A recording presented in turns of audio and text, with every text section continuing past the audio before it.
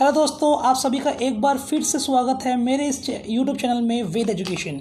अभी तक हमने बेसिक इंग्लिश की 2 वीडियो डिस्कस कर ली है, जिसमें हमने verb to be present and verb to be past को डिस्कस किए हैं। आज हम जो टॉपिक डिस्कस करने जा रहे हैं वह टॉपिक है वर्ब टू बी।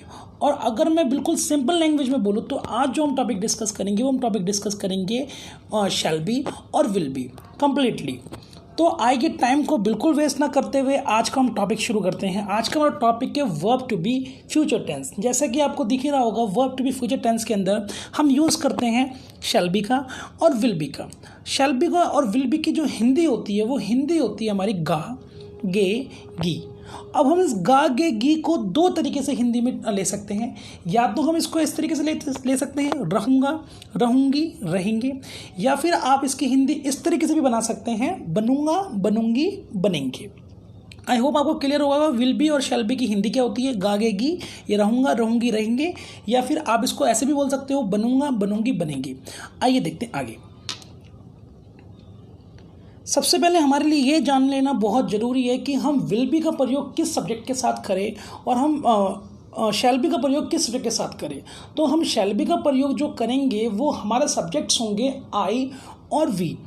आई और वी के साथ हमेशा हम शैल बी का प्रयोग करेंगे, और इसके अलावा जितने भी सब्जेक्ट बचते हैं, आई वी को छोड़ के जितने भी सब्जेक्ट हमारे बचते हैं, उन सब का प्रयोग हम विल बी के साथ करेंगे।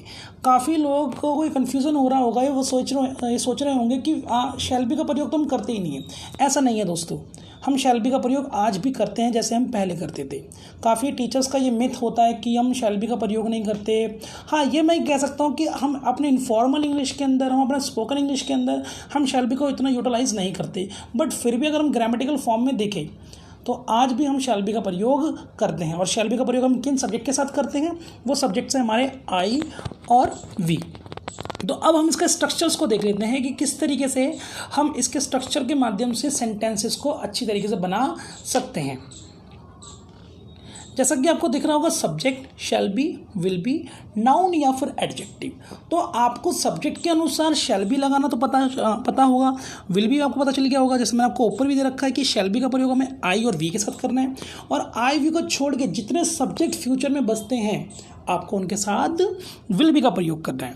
तो सब्जेक्ट के साथ सब्जेक्ट के बाद आपको shall be, will be subject के अकॉर्डिंग, फिर आपको लगाना है आपका नाउन या फिर एडजेक्टिव। आइए हम कुछ एग्जांपल्स देखते हैं ताकि आपको ये और अच्छी तरीके से क्लियर हो जाए। जैसा कि यहाँ पे मैंने लिख रखा है, मैं तैयार रहूँगा, आई शैल बी रेडी। तो मैं माने होता है आई। अब आई के साथ मुझे फ्यूचर में क्या लगाना है, आई के साथ मुझे फ्यूचर में लगाना है shall be. I shall be ready, मैं तैयार रहूँगा। वह अनुपस्थित रहेगा, ही विल बी प्रेजेंट। अब यहाँ पर शैल बी का प्रयोग नहीं किया।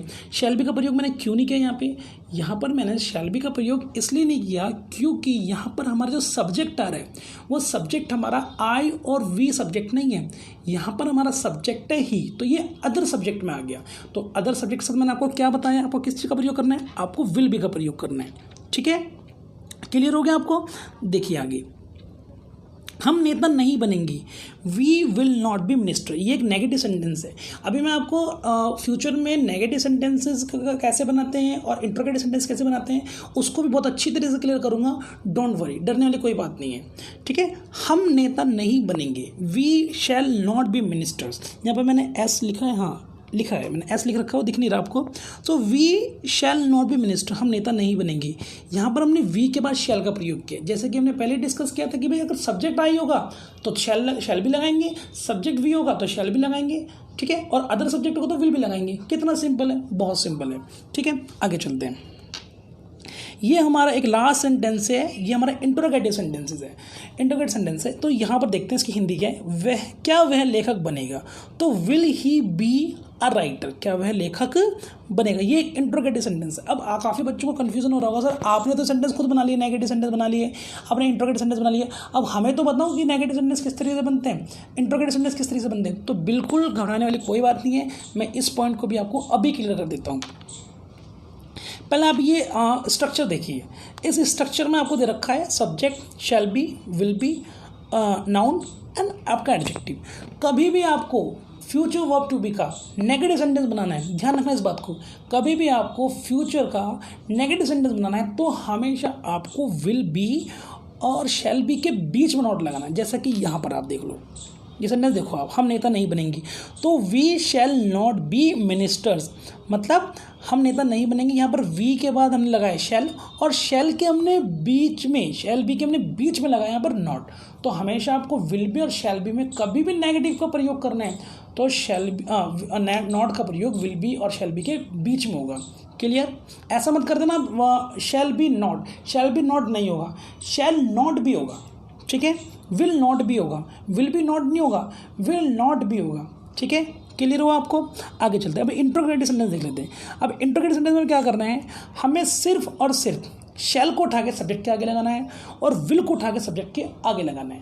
ऐसा बिल्कुल मत करना आप कि आप विल शैल बी को उठा के आगे लगा दो सब्जेक्ट के, वो सेंटेंस बिल्कुल गलत होगा, ठीक है? विल बी को उठा के आप सब्जेक्ट के आगे लगा दो, नहीं। अगर सब्जेक्ट के आगे आपको लगाना है तो आप लगाओगे शैल को या आप लगाओगे विल को। क्लियर हुआ आपको? ठीक है, एक सेंटेंस देख लेते हैं, क्या वह लेखक बनेगा? So will he be are writer. यहाँ पर देखो आपने, यहाँ पर विल के साथ बी का प्रयोग नहीं है, बिल्कुल नहीं है, और ऐसा में करना भी नहीं है। हमेशा आपको विल ही लगाना है सब्जेक्ट से पहले और आपको बी का प्रयोग करना है सब्जेक्ट के बाद। आई होप आपको क्लियर हो गया होगा। तो हमने अभी तक कितना क्या क्या डिस्कस कर लिया है, हमने वर्ब टू बी में डिस्कस किया है, प्रेजेंट में इज एम आर को डिस्कस कर लिया है, हमने पास्ट में वॉज वर्ब को डिस्कस कर लिया है, और आज हमने वर्ब टू बी का फ्यूचर डिस्कस कर लिया है, शैल बी और will be. And I hope आपको अच्छी तरीके से वीडियो समझ में आया होगा। Thank you very much for watching my video.